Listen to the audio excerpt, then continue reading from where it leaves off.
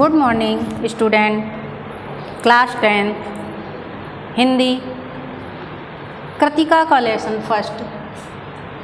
पहले मैं आपको रीड करवा चुकी हूँ, सारांश भी आपको बता चुके थे उसका। आज हम आपके क्वेश्चन आंसर करवा रहे हैं, तो आप सब लोग देखें।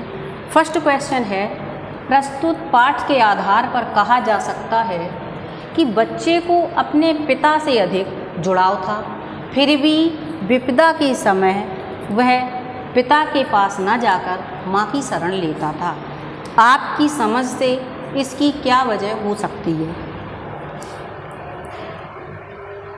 स्टूडेंट, वजह साफ है, सीधी सी है कि हम माँ से ज़्यादा जुड़े होते हैं, माँ के प्रति हमारा लगाव है वो अधिक होता है।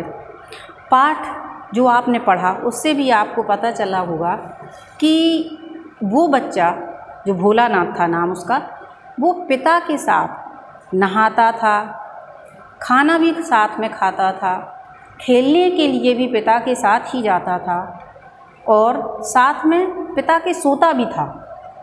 पर जो भावनात्मक लगाव होता हमारा, भावात्मक लगाव, वो माँ से अधिक होता है। इसलिए जब हमें कोई परेशानी आती है, कोई विपत्ति आती है, उस समय हम माँ को ही याद करते हैं। तो वैसे ही भोलानाथ भी जब सारी दुनिया को छोड़ देता है, वो उस समय जिस समय उसे सांप से डर लगता, सांप उसके पीछे पड़ जाता है, तो उस समय वो दौड़ के माँ की गोद में आता है और वहीं शरण लेता है। वास्तविक बात यह है कि बच्चा माँ के बिना अधूरा होता है। सारी दुनिया की खुशी एक तरफ होती है और माँ की गोद एक तरफ। माँ का प्यार किसी वजह से नहीं होता है, उसका कोई रीज़न नहीं होता। माँ तो बच्चे को बग़ैर किसी उसके क्या नाम प्यार करती है, उसे मतलब उससे कुछ अपेक्षा नहीं होती, उससे कुछ चाहती नहीं है माँ। हैं, जैसे हम किसी से स्नेह करते, किसी से प्यार करते तो हमें ऐसा लगता कि वो हमें ऐसा कर दे, शायद वो हमें किसी विपत्ति के समय हमारा कोई सहारा बन जाए। पर माँ के साथ ऐसा नहीं होता है। माँ तो निष्कपट स्नेह करती है बच्चे को, उससे कुछ मांगती नहीं है बच्चे से, वो खुद देना ही जानती है। उसकी ममता इतनी अपार होती बच्चे के लिए, इतनी ज़्यादा अधिक होती है वह ममतामयी कि वो उसे देते ही रहती है हर समय। सेकंड क्वेश्चन है, आपके विचार से भोलानाथ अपने साथियों को देखकर सिसकना क्यों भूल जाता था? आपके विचार से, वो कवि जो राइटर है वो पूछ रहा कि आपके विचार से क्या हो सकता है? तो लेखक की माँ बच्चे को मतलब जब वो बच्चा नहाता था वो छटपटाता रहता था, फिर भी वो उसको तेल डालती थी, उसकी मालिश करती थी, चोटी बनाती थी, उसको नज़र का टीका लगा के पूरा उसको तैयार कर देती थी। और वो बच्चा जो है क्या करने लगता था, ये सब करने के बाद वो रोने लगता था और बाद में उसको उठा के पिता की गोद में दे देती थी। तो जब वो रोता हुआ बाहर जाता था, उस समय जैसे ही वो अपने बच्चों साथ के साथियों को देखता था कि वो लोग खेल रहे हैं और खेल में किस तरह से खेल रहे हैं, तो वहाँ उसका मन जाके डिवाइड हो जाता था, बट जाता था। और बटने के कारण ही वह वहाँ जाकर जो बाल सुलभ चंचलता होती है, एक खेलने की उत्सुकता होती है, उस उत्सुकता के कारण ही वह वहाँ जाकर के खेलने की आतुरता के कारण ही वह बच्चों को देख करके सिसकना भूल जाता था। पहले वह रोता था क्योंकि उसका मन नहीं होता था नहाने का और वो सब करवाने का जो माँ उसे तैयार करती थी। रोना शुरू कर देता था और जब वो बाहर जाता था, जैसे ही देखा कि हमारे साथी लोग खेल रहे हैं, उसका मन भी खेलने को होता था और वो जाकर के वहाँ पे रोना भूल जाता था। थर्ड क्वेश्चन है आपका, आपने देखा होगा कि यहाँ मैंने उसको नहीं लिखा हुआ है, उसका रीज़न अभी हम आपको बता रहे कि क्यों नहीं लिखा मैंने। आपने देखा होगा कि भोलानाथ और उसके साथी जब जब खेलने खाते समय किसी भी प्रकार की तुकबंदी किया करते थे। हम आपस में कोई कविता के माध्यम से जो एक जैसी होती है, जैसे कहीं जाता है तो आता है, खाता है तो पीता है, इस प्रकार के शब्द बाद में वो तुकबंदी कहते हैं। यदि आपके खेतों से जुड़ी तुकबंदी आपको याद हो तो लिखिए। उन्होंने कहा कि यहाँ पर कोई भी तुकबंदी आपको याद हो, पर ये परीक्षा में उपयोगी नहीं है, इस कारण मैंने यहाँ बोर्ड पे नहीं लिखा है। हम ऐसे कह सकते हैं, चैप्टर में भी आपके एक कविता आई हुई है कि छुक छुक छुक छुक चलती रेल, आओ बच्चों खेलें खेल, जोड़ के डिब्बा डब्बा देखो कितनी लंबी बन गई रेल, ये सीटी भी मारेगी सबको सीट पे बिठाएगी, क्योंकि ये है बच्चों की रेल। आपस में बच्चे एक दूसरे के साथ लग जाते हैं और आप चलते हुए जाते हैं धीमे धीमे, और वो कहते हैं कि ये रेल बन गई है, अर्थात रेल आ गई है। क्वेश्चन नंबर 4 है, भोलानाथ और उसके साथियों के खेल और खेलने की सामग्री आपके खेल और खेलने की सामग्री से किस प्रकार भिन्न है।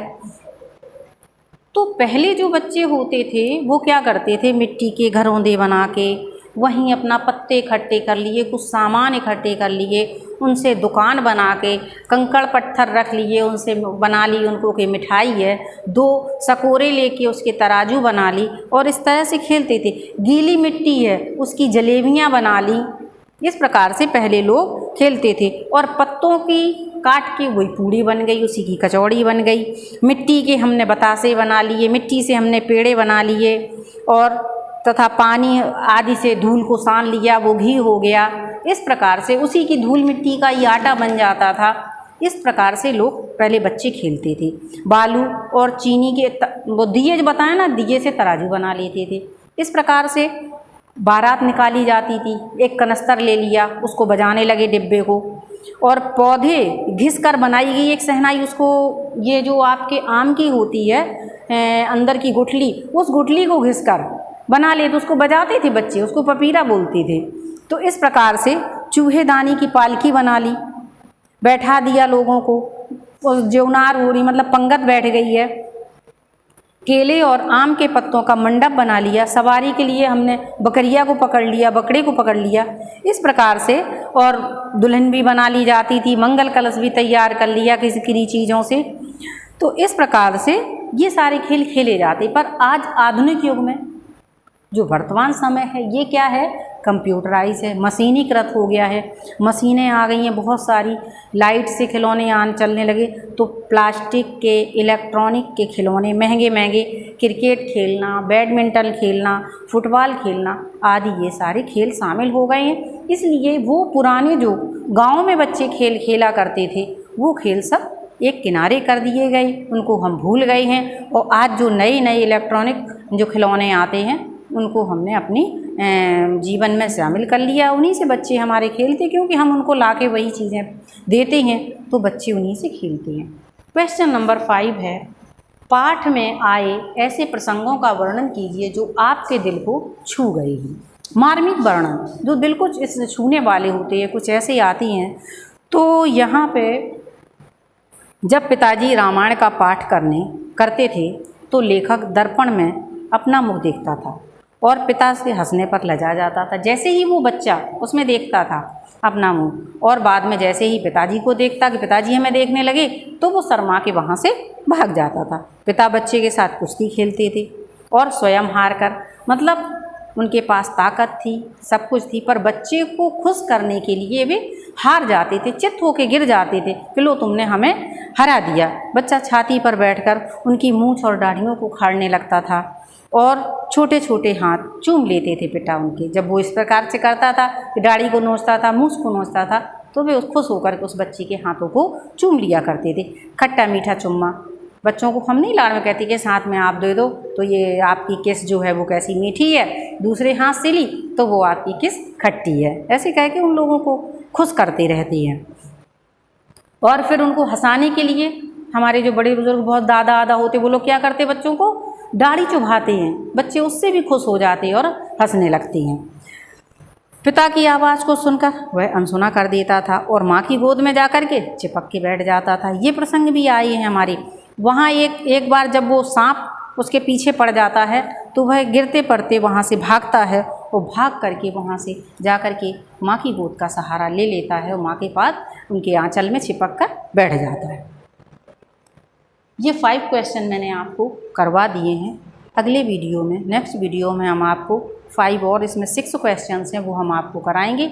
ये आप अपनी कॉपी में लिखें और उन्हें लर्न करें। Thank you, good day.